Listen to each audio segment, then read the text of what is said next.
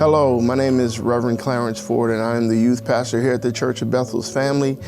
Today I'm going to be talking to you from the book of 1 Chronicles, chapter 14, verses 8 through 17. And it reads, When the Philistines heard that David had been anointed king over all Israel, all the Philistines went up to search for David. But David heard of it and went out against them. Now the Philistines had come and made a raid in the valley of Rephaim. And David inquired of God, "Shall I go up against the Philistines? Will you give them into my hand?" And the Lord said to him, "Go up, and I will give them into your hand." And he went up to Baal-perazim, and David struck them down there. And David said, "The Lord has broken through my enemies by my hand like a bursting flood." Therefore, the name of that place is called Baal-perazim. And they left their gods there, and David gave command, and they were burned. And the Philistines yet again made a raid in the valley. And when David again inquired of God, he said to him, "You shall not go up after them. Go around and come against them opposite the balsam trees. And when you hear the sound of marching in the tops of the balsam trees, then go out to battle, for God has gone out before you to strike down the army of the Philistines." And David did as God commanded him, and they struck down the Philistine army from Gibeon to Gezer. And the fame of David went out to all the lands. And the Lord brought the fear of him upon all nations. I want to talk to you today for just a little while about breaking through your unstuckness. In the 14th chapter of the book of 1 Chronicles, we find David, who had just been appointed king over all of Israel.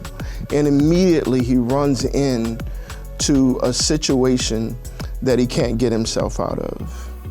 He's being attacked by his enemies, and he's being attacked in such a way that David feels the need to go out and fight against the enemy. But I want you to notice something here, that before David went out and fought the enemy, he first inquired of God. And that's the first thing I want you to see here, that whenever David, or at least in this situation, when David wanted to go out into battle, he had to first inquire of God. And he did it 2 times in the passage that was read in your hearing this morning. And even though it was the same enemy, God gave him 2 battle plans. And so the second thing I need you to understand about this particular passage and breaking through your stuckness is that God won't always give you the same battle plan to deal with the same problem. And in this situation, in the first instance, God delivered the victory unto David by his own hand. But in the second situation, God told David to do something just a little bit unusual. He said, "I don't want you to face the enemy head on. I want you to go around the enemy, and I want you to march through the balsam trees. And when you hear the sound of the army of God marching through the balsam trees, then I want you to come out and attack."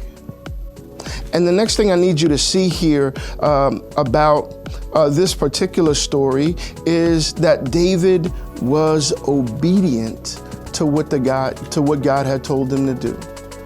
He waited for God's green light. And what that looks like is God gave him a plan, and he gave him peace.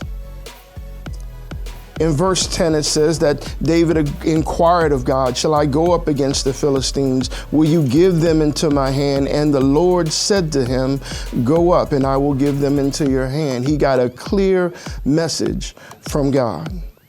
And when it happened again, in verse 14, And when David went again and inquired of God, God said to him, you shall not go up after them. Go around and come against them opposite the balsam trees. And the third thing that I need you to see here is that David was obedient to what God had called him to do. And sometimes as Christians, God will call us to address our problems in ways that may seem unusual. But that's how you know it's God. Because God can do more for you than you can do by yourself. I know that to be true in my own life. And I'm sure you faced a situation where you've been stuck. As the great prophet Michael Jackson once said, your barrier was too high to get over, too low to get under. You were stuck in the middle and the pain was thunder.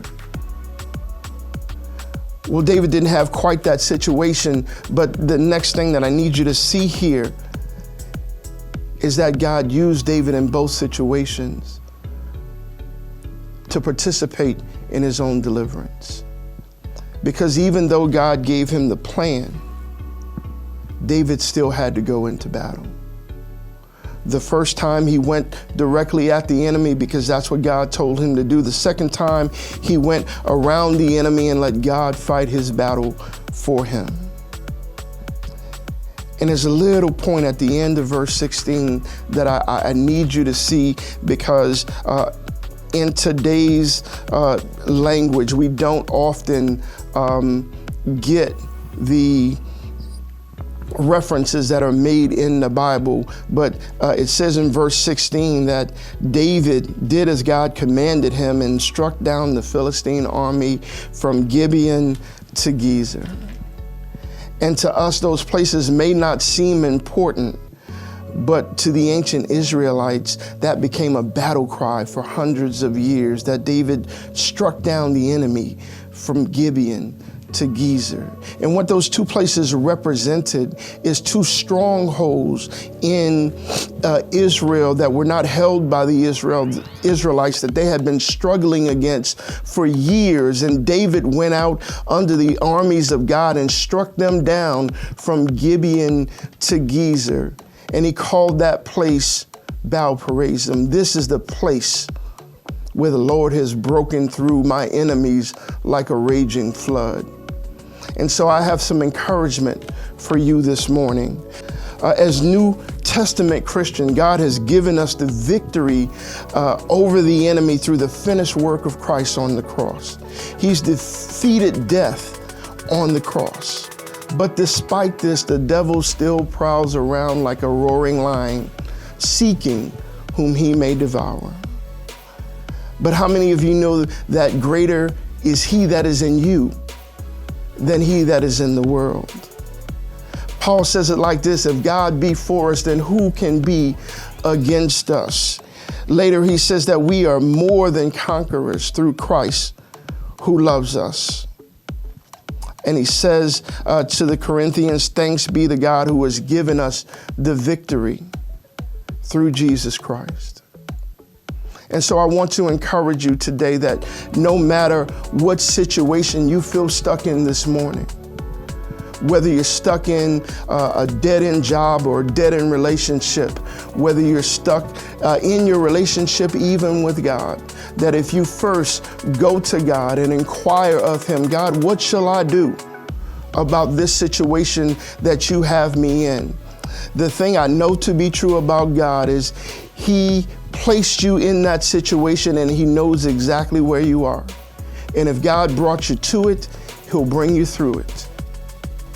But we need to inquire of God, just like David did. God, what shall I do? And that when God gives you a clear command and he gives you the green light, that we need to be obedient to what God has called us to do in that situation. Just like David was. Even when God said, don't go at your enemy directly, go around your enemy so that I can fight your battle for you. God is the type of God who is willing to fight your battles for you. And all that you need to do is be still. And God has given us some weapons of warfare. He's given us prayer. He's given us rejoicing. He's given us His word. And so we need not look for answers in the world to what God has already called us to do.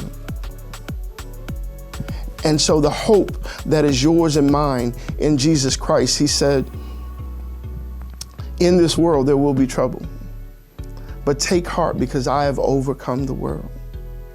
There's going to be some situations in this life that you are stuck in, but Jesus has already fought and won the battle for you. And all we need to do is seek Him and obey Him and watch God bring us the victory. Thank you for listening, and see you next week.